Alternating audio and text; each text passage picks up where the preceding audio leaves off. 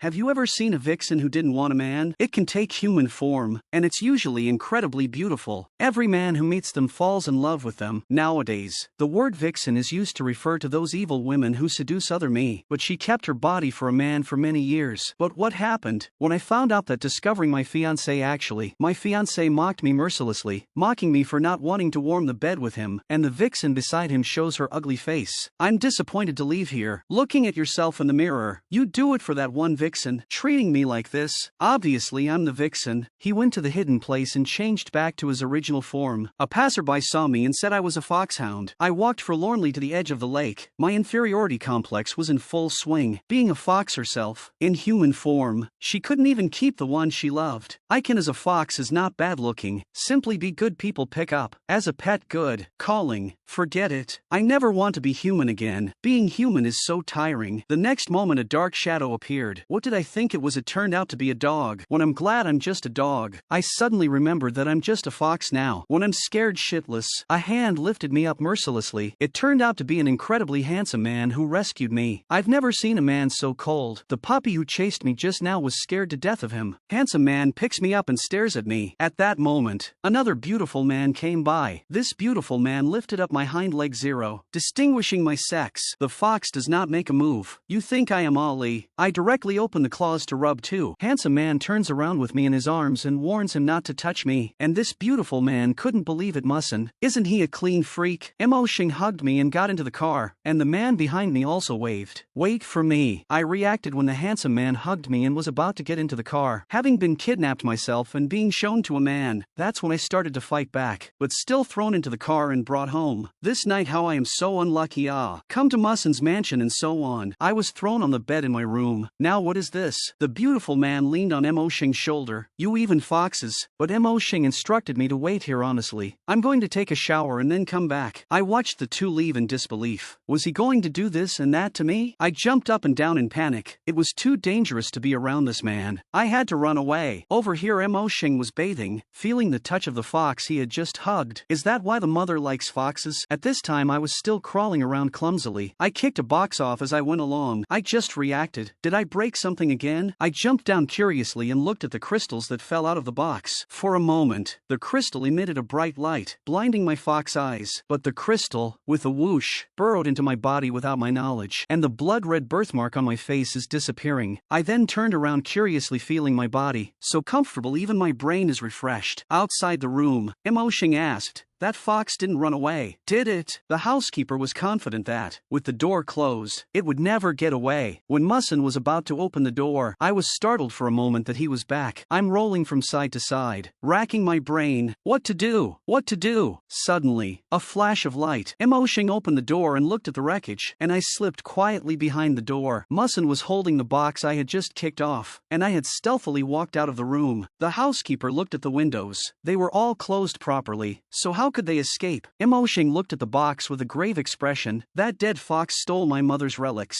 Next time I see her, I'll skin him. And I was already enjoying the air of freedom, transformation into beautiful human beings. Take out your mobile phone and call my handsome brother. A limousine came along in a few moments. When my brother got off the bus, he asked me if I wasn't going to marry Ho Long Ming. I'm aggrieved and blushing. Don't you mention that name to me. I cried out in pain straight away and my brother calmed me down. What's going on? When I got back to my brother's house, the birthmark on my face was gone. At this time, my brother also brought a cup of hot water. I am aggrieved and weeping, laughing bitterly at my own stupidity and deserving of bad luck. My brother also fully supported my idea. Auntie Ching's residence here. Auntie Ching comforted me with her experience. Just let it all go. Auntie Ching asked me in a low voice if I had ever been married to that heartless man. I blushed, and he and I, until we were established as husband and wife, did not let him touch me. That's why the results fell apart. Auntie Ching was so relieved. Must remember my words. Never feel free to. And I answered yes. I hung up on Auntie Ching, lying lifelessly on his bed. He sighed deeply. But this is also an opportunity for me to pick myself up and start a new life. I opened the window by hand and stopped being a love-brained white guy. Feel the breeze outside the window. I am going to devote my future life to my career. And I let go of my life. I'm going to be a happy little fox. This is a flashback to today's encounter. That handsome man hugged me. That fascinating look. I shook my head. Oh, What does a big handsome guy like that have to do with me? Newspaper building here. I was surprised to ask, to be city on business, and the man also explains the situation in city B someone needs to take over. See if you're willing. I don't hesitate to go. Colleagues came over at this point, discouraging me. I know you feel bad, but there is no need to be like this. I smiled softly. How can it be? For that kind of scum is not worth it. All I want now is to start a new life and let go of my worries. I look at my colleagues seriously. I can't be like this forever. I have to grow up. My colleagues looked at me with curiosity and sensed the difference in me. And the birthmark on her face is gone. What's going on? The roar of an aeroplane. A pair of jade feet appeared. From now on, I'm going to be a firm believer in not being a loser. Then I carried my suitcase up the stairs. Suddenly, I accidentally fell backwards. A man put his arms around me. He looked at me and asked if I was okay, and I looked at him with a pouty face. The handsome man asked me if I was traveling. While I explained my situation, my name is Liushuang. I'm a reporter here on business. Handsome guy also introduced himself. My name is Kikian, and then wanted to give me a lift. Handsome guy tried to take my suitcase, but I refused, and I still have to be careful when I sense something is wrong. Handsome guy still wants to give me a ride. With a smile on my face, I stated that my colleague would come to pick me up. Then I waved and got ready to leave. The bodyguard behind the handsome man got curious and asked why he was interested in me. Handsome explained why. Because the smell of me was important to his family. The bodyguard behind him was confused.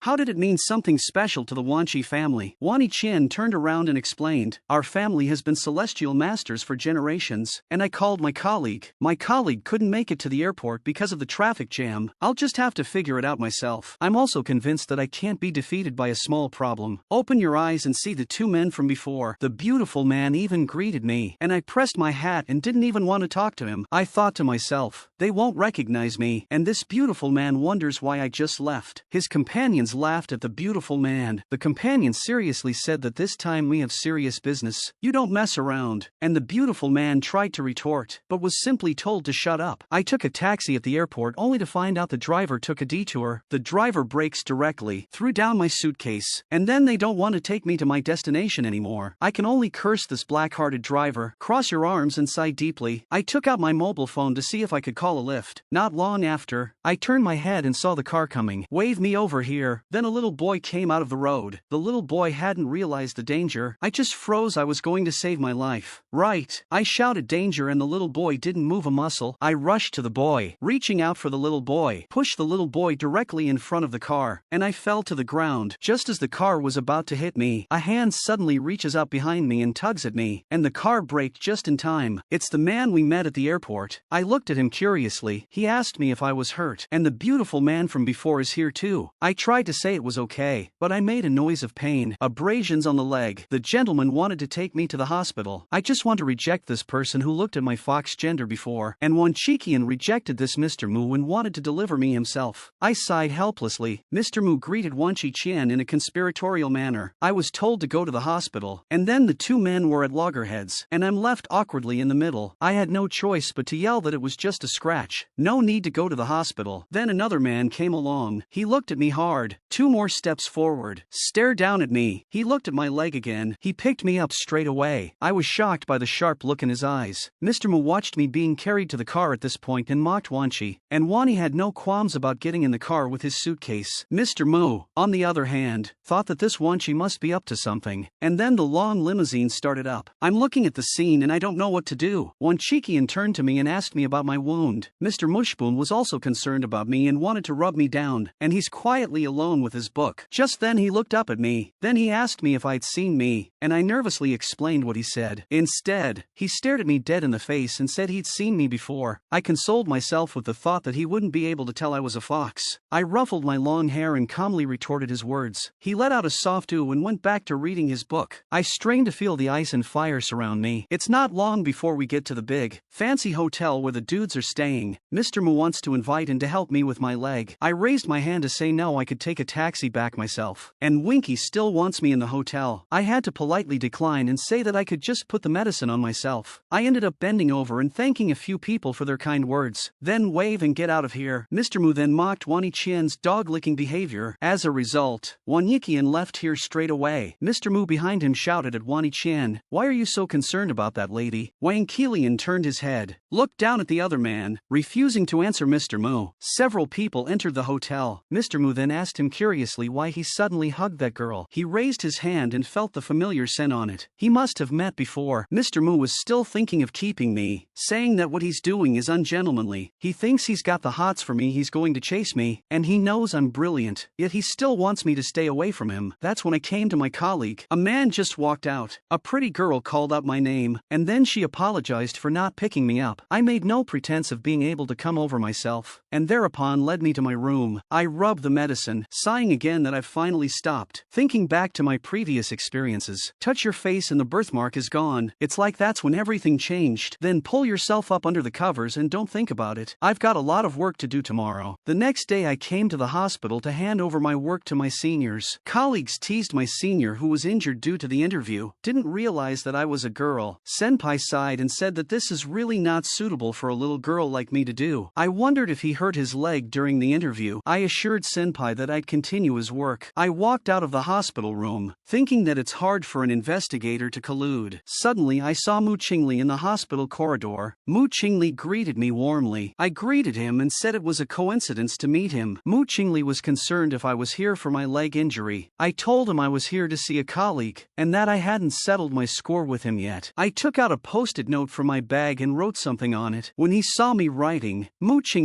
was very curious, so I hurriedly started to fool him. After I finished writing, I tore it off and asked how the boy was doing. Mo Sheng said he was fine, and the boy wanted to thank me in person. I stuck the note on him. Why don't you do it today? I'm free. Mo Sheng scratched the back of his head. He wanted to go to the beauty's invitation, but he's not free today. He told me to talk about it next time, and left after that. I smiled at him. Let's wait until he's free. I smiled happily when he left. He deserved to die. Suddenly I noticed a familiar figure in front of me. I looked at Mo Sheng in front of me with an embarrassed face. I asked him if he'd seen everything I'd done. Mo Sheng asked me if I hated Mo Sheng.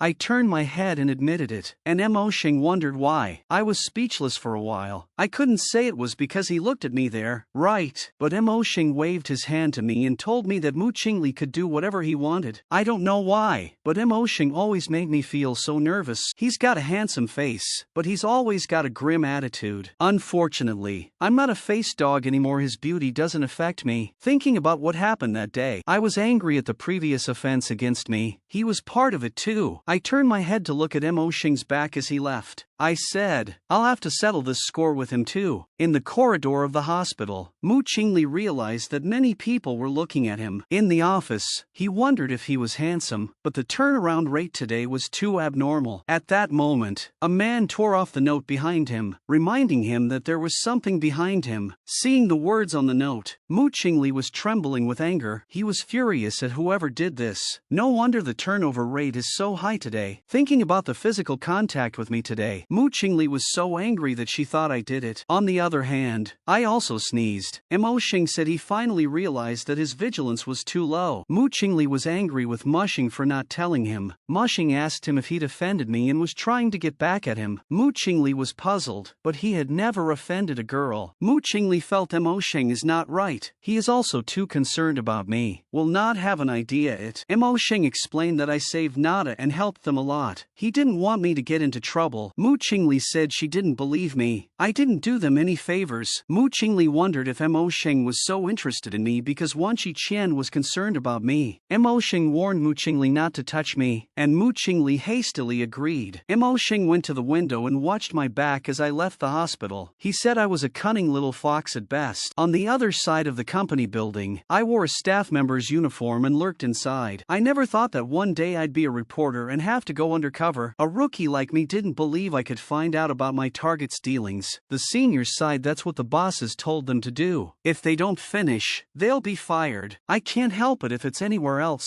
but it's here. This is the hotel where those guys are staying. What if I meet them? I just hope I don't run into anyone I know. Suddenly someone called out to me. I turned around with a black face. I realized it was Nada, the little boy I'd saved. I touched his head. I wanted to check on him. He wasn't hurt, was he? But Nada said I was a reporter and told me me to get out of here quickly. I wondered how he knew I was a journalist. A group of people came over and dared to send another reporter over. I realized that one boy was injured by them. Nada stood in front of me and told them to stop, but the man grabbed Nada. He told him to leave the kids alone. Then he looked at me and said there was some value in killing a beauty this time. I stared at him very sternly. Then they dragged me to the door of a room. They pushed open the door. He pushed me in violently. I turned into a fox and got rid of the ropes as soon as he closed the door. The man warned me not to play tricks. He could see every move I made. I look around the room and suddenly I see a camera. I don't know what kind of pervert this guy is, putting a camera in the house where he sleeps. They told me to wait until they were done with me. Then the door slammed shut. I thought I'd better not get caught and go into hiding. I went to the door to hear who they were dealing with. Two men came up and said, "Ramsey, we're here." Ramesh opened his arms to welcome them. I heard familiar voices and wondered if they were the same. Then Musin noticed me and asked if there was anyone else there. I was sure it was him. Mosin said he didn't like people watching his business. Ramesh hastened to deny that it was a kitten he had just caught. I despaired that he was scarier than all the others. Mosin sat down on the sofa and let Ramesh get straight to the point. Ramsey began to ask for prices, but Musin cut him down. Ramsey laughed bitterly. He thought he was friends with Mosin. Moxon says he has no friends, only enemies and non-enemies. This doesn't sound like a deal. It sounds like a fight. Ramesh started to ask why Musin came here if he didn't mean it. Ramesh didn't come to trade for him. He came to destroy his peace. At that moment, there was a banging noise outside. I wondered what was going on. Suddenly there was a fight. I hoped I wouldn't die in vain here. At that moment, the door was opened with a clang. I looked at the door in despair. I said, "I don't want to die." Mu Qingli saw me and said it was a coincidence that he met me again. He then took out the note and I was instantly embarrassed. Then he turned to Mo Sheng and asked him if they wanted to kill me to silence me. Tana said it was none of my business and told them to let me go. Mo Sheng then looked at Tana with a stern gaze. When I saw this, I stood up and told him to come at me and not to touch the child. I panicked when he came towards me. "Don't touch me either." Musin turned around and told me to come with him. I froze in place. Mook Chili reminded me to follow him. I walked out and saw the blood on the floor. I thought there had been a bloody battle. I wondered why the drunkard had acted as if nothing had happened after all the commotion. I thought this place should be under Mo Sheng's control, but who is he to have so much power? At that moment, SS appeared in front of me. He wanted to go to the press station to find me and have lunch with him. I wondered why every time I saw him my body instinctively screamed that it wasn't good. I quickly refused, saying no, he's too generous. I just wanted to run away. Once SS was about to continue but was blocked by Mo Sheng. The two men looked at each other with cold faces. SS said he and I were kindred spirits and asked Mo Sheng to let me go. But Mo Sheng said he didn't make things difficult for me. I went with him of my own free will. I looked at Mo Sheng with an embarrassed face. I was embarrassed and said it was true. Wan Sheng compromised. He didn't force himself. He'll come back to visit me some other day. Mo Sheng then turned his head to me and asked me to follow him. I hurriedly followed the pace of the two. Mu Qingli looked at Wan Chi SS in confusion. He didn't understand after I came here. There was something wrong with both Wan Chi's and Mo Sheng. I'm just a bit prettier, but I'm even more beautiful than before. He wondered if it would come so quickly. I was shocked by Mu Qingli's behavior and Mo Sheng asked him what he was doing. Mu Qingli shook his head. He wouldn't be so distracted by me, would he? They walked to Mo Sheng's limousine. Mo Sheng wondered if I was afraid of SS Wan Chi. I'm not afraid, but I think he's dangerous. The limousine drove smoothly on the road. I sat across from Mo Sheng in fear and trepidation. I looked up at him and saw that he was very handsome, with sharp angles. He was handsome in an oriental way, but also deep in a western way. His crystal eyes.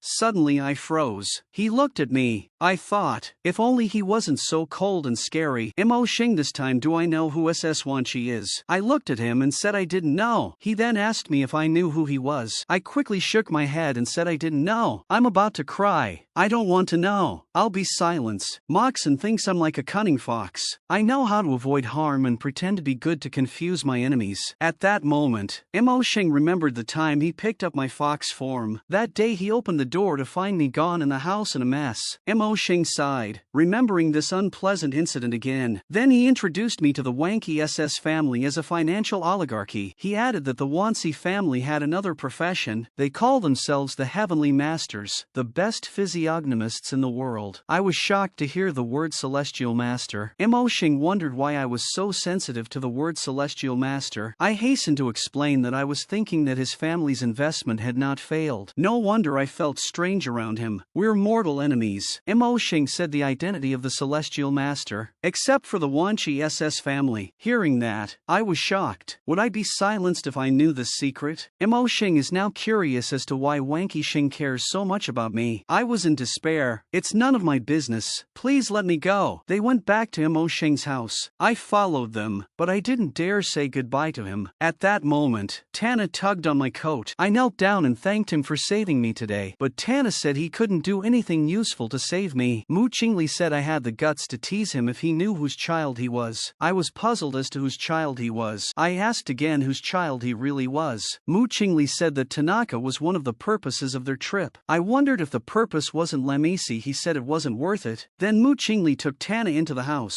leaving me in doubt. I thought the more I knew, the more dangerous it would be. I had to leave them as soon as possible. But even if I wanted to leave, it seemed difficult. Besides, he knows a lot about me. It's better not to say goodbye to him. Mo Sheng was drinking red wine leisurely at the table. I walked carefully to his side. I thanked him for saving me and wanted to say goodbye to him. Mo Sheng said I thought I had overheard their affair and just let it go. Then he gave me a cold look. I couldn't help but feel that this man was scary. I hastened to explain that I was forced to overhear. Mo Sheng doesn't care what he heard. He only looks at the result. I can't help it. This man is so unkind. What should I do? I asked for a bet with him. Mo Sheng was interested and asked me what kind of bet I wanted to make. If I could escape undetected, he would let me go. Mo Sheng thought my fox-like cunning was showing again, but he agreed and gave me 1 day. If I haven't escaped by tomorrow, I'll be at his mercy. He reminded me that no one has ever escaped from him. I looked at him dumbfounded. Really? Then Mu Qingli said a fox had escaped that day and he was furious. I laughed. I didn't think it would work so well. Angrily, Mu Sheng looked at Mu Qingli angrily. Then he left, leaving the two of us whispering behind him. Mu Qingli took me away. I wondered if Mushing wasn't eating. Mu Qingli reminded me that Mushing is a germaphobe and doesn't like to eat with others. I looked at Mu Sheng's back as he left. I thought of the day when Mu Sheng picked me up. Sometime later, at the huge dining table, Tana sat next to me and called me sister. Half an hour ago, I was forced to change into new clothes. He heard that I made a bet with Mushing and was curious how I was going to escape. I smiled at him and wanted to ask him to do me a favor. After I told him how to help me, he wondered if he could just go and tell Musin at 2 o'clock. I told him that's all he needed to do. Tana was still wondering if it was a good idea. I told him that it was definitely a good idea and closed the door. Tana was left standing in a daze. Tana couldn't possibly think of a way for me to escape. At 2 o'clock in the evening, Tana knocked on Mo Sheng's door. While knocking, she shouted, "I'm gone." Musin opened the door in surprise and asked Tana what she was talking about. They opened the door to my room and found it empty. Mu Qing left his mouth. "I'm really gone, ah." Mo Sheng asked the housekeeper if he'd checked the security cameras to see if anyone had seen me. At this time, I was using the invisibility function to appear in front of several people. I calmly walked through the middle of them and fooled him twice. At that moment, Mo Sheng looked at me as if he realized something. I turned around and saw him staring at my position. I was horrified. He couldn't have seen me. Was he so sensitive? Seeing this,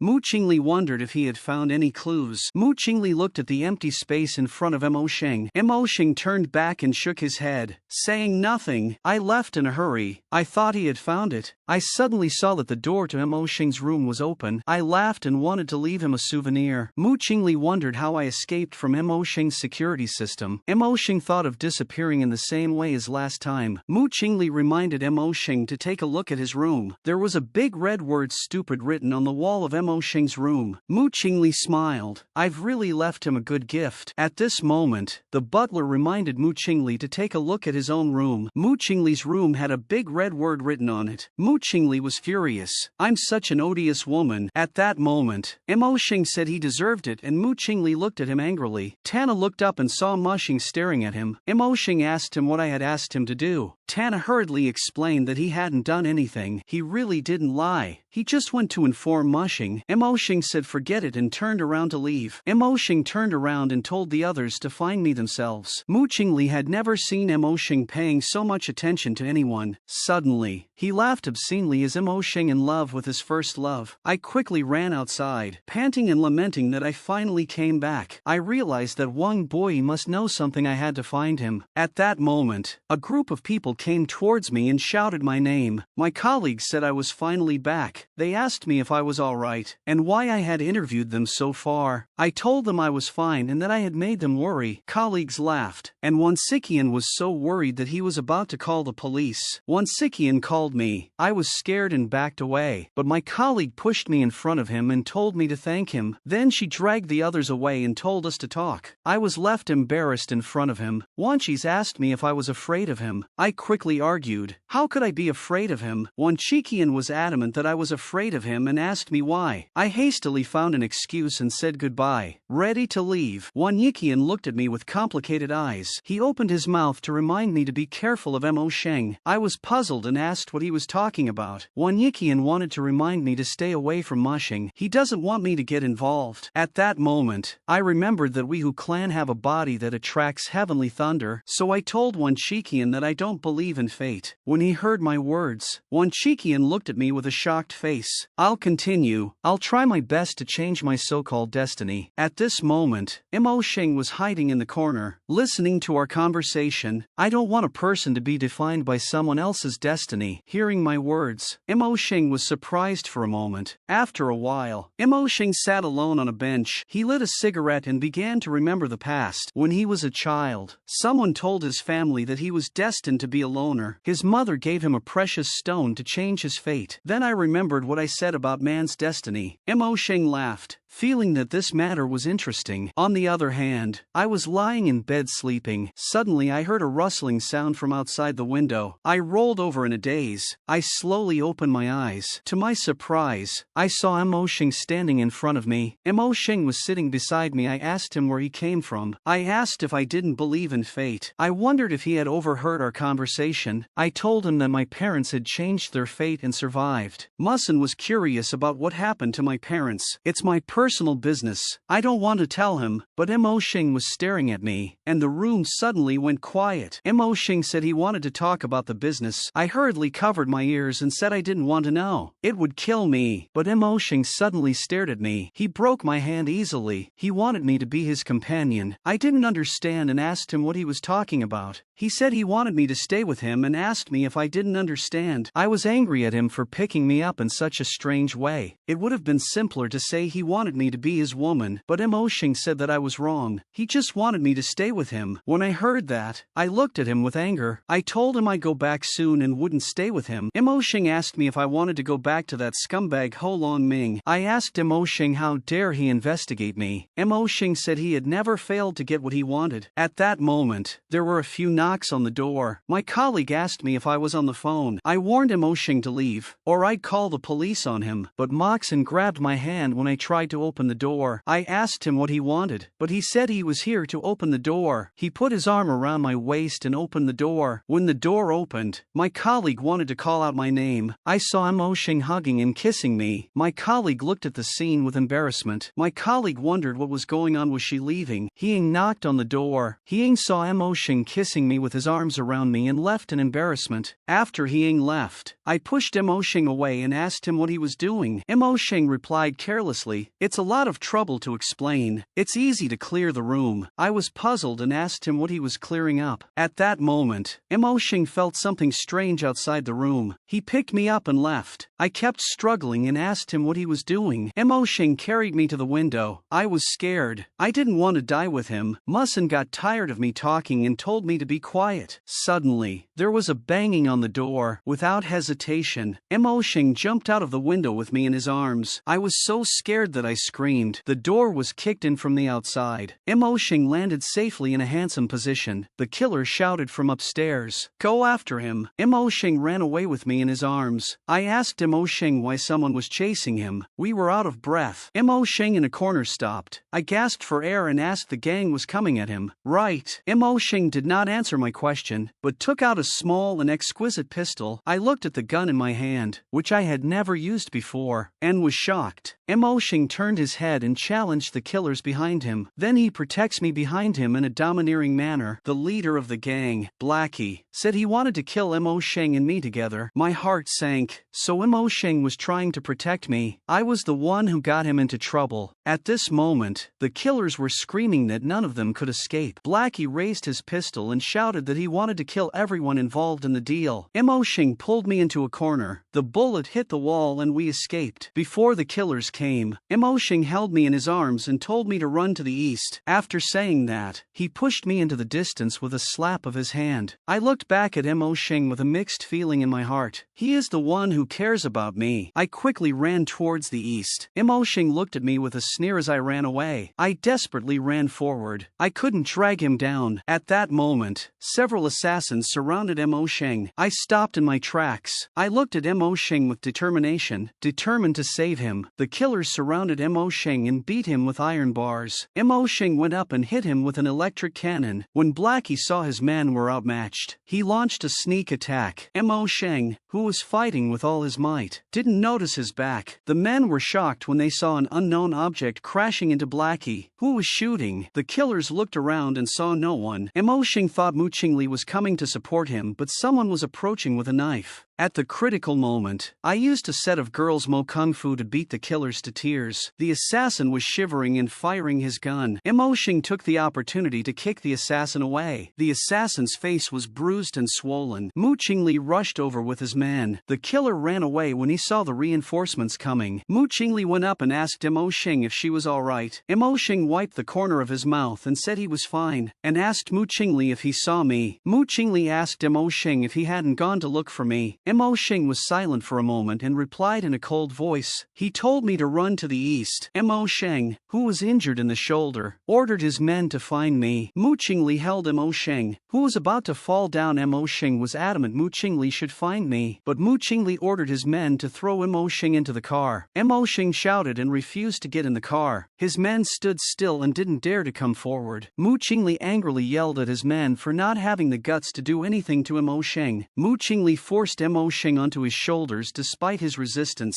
Mo Sheng cursed and told Mo Qingli to wait and settle the score later. I covered my injured arm and walked with difficulty. The wound on my arm was bleeding and my consciousness was fuzzy, but I knew I couldn't stop. If someone found me like this, I wouldn't be able to tell the truth. Luckily it was only my arm, but if it had been more, I would have been dead. As I walked, my pace became heavier. Just as I was about to faint, a man came in my direction. It was Wan Yiqian. Wan Yiqian quickly held me up. Wan Yiqian looked at me with a feeling I couldn't describe. Wan Yiqian put me down to check my wounds and then took me home. Sunny afternoon. When I opened my eyes, I looked at my surroundings, which were unfamiliar to me. I thought to myself, where is this place? At that moment, Wan Yiqian came from afar. I was shocked to see Wan Yiqian, who told me not to get the treated gunshot wound wet. I wondered if Wan Yiqian had saved me. Wan Yiqian smiled and told me he didn't take advantage of the situation. The clothes were changed. I shyly lowered my head and thanked Wan Yiqian. As he poured the water, he reminded me to believe in life. Stay away from Mo Sheng. I took the glass of water and asked Wan Yiqian if he had calculated Mo Sheng's destiny. Wan Yiqian was deep in thought. Wan Shi told me seriously that the person who calculated Mo Sheng's destiny was a senior member. The Wani family is famous for being physiognomists, but they also have another identity. When I heard it, I felt bad and wondered what it was. Wan Yiqian said with a smile on his face. Wan Yiqian thought that there are fewer demons recently. That's why the Wani family hid their identity as celestial masters. I didn't dare to look up. I was shivering with my glass of water. I kept repeating Wan Shiqian's words in my head.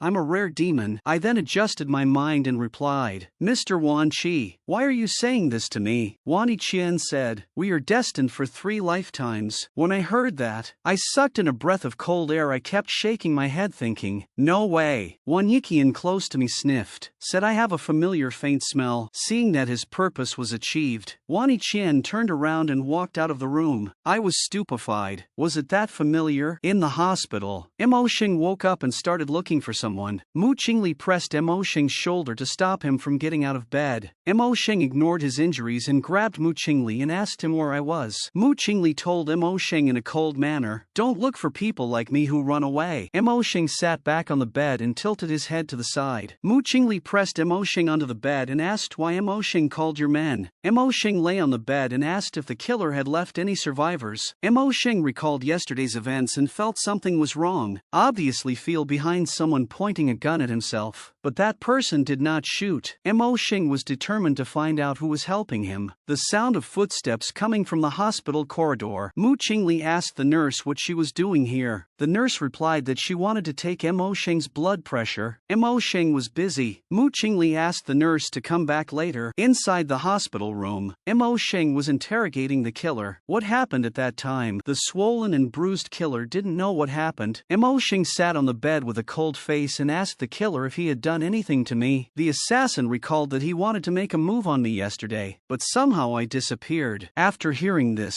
Mo Sheng was deep in thought and thought that my identity was by no means simple. When I woke up the next day, I wanted to leave quietly. Wang Yiqian was worried about my injuries. He asked me where I was going. I didn't want to bother him anymore, so I left. Wang Yiqian was uneasy and insisted on taking me back to my place and then to the Hilton Hotel. At this time, the Hilton Hotel has pulled up a cordon, and the hat uncle watchman. I was shocked what happened at the hotel. I was ready to go forward to ask when the police stopped, claiming that the police are working on. I took out my work card and asked the police uncle, "What happened here?" The policeman looked at the card and told me that the manager had been killed. I thought to myself, how can I find out what happened to the manager? I apologized and told him I couldn't help him as he was new to the job. I turned around and left to ask Boyd why he put me in such a dangerous place. When I came out of the hotel, I saw Mr. Wan Ho on the phone. When I got closer, I found Mr. Manchi's face was heavy. I've never seen Mr. Wanchi with such a scary expression. I wondered what's wrong with Mr. Manchi. Mr. Manson's father is seriously ill. I urged Mr. Wanchi to go home and leave me alone. Wanchi's chin then said that I was the person he was destined for 3 lifetimes. Mr. Wani told me that the sudden illness of a Wani family member is usually a leakage of secrets. I was deep in thought. The Celestial Master family also has its own troubles. When Wani Qian saw that I was lost in thought, he directly embraced me and kissed me. I pushed Wan Shiqian away. I asked Wan Yiqian why he kissed me for no reason. "Aren't you worried about your father's illness?"